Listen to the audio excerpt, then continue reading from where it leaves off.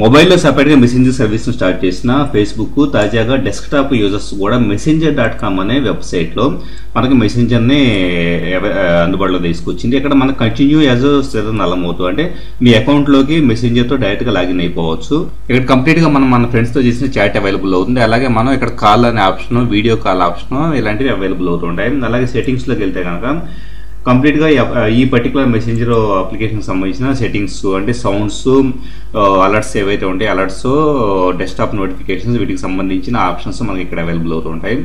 So కంప్లీట్గా మెసెంజర్ని ఒక web address నుంచి మనకి యాక్సెస్ చేసుకోవడానికి ఇది యూస్ఫుల్గా ఉంటుంది. అలాగే ఇక్కడ మనం ఫొటోస్ని, ఫైల్స్ని అటాచ్ చేసుకోవడానికి అవకాశం ఉంటుంది. సింపుల్గా మనం అటాచ్మెంట్స్ని, అలాగే స్మైలీస్ని కావాలంటే స్మైలీస్ని అటాచ్ చేసుకోవచ్చు. సో మెసెంజర్ని డిఫరెంట్ ప్లాట్ఫామ్స్తో తీసుకురావడానికి ఫేస్బుక్ ఈ పర్టికులర్ ప్రయత్నాన్ని చేసిందని చెప్పేసి చెప్పుకోవాల్సి ఉంటుంది.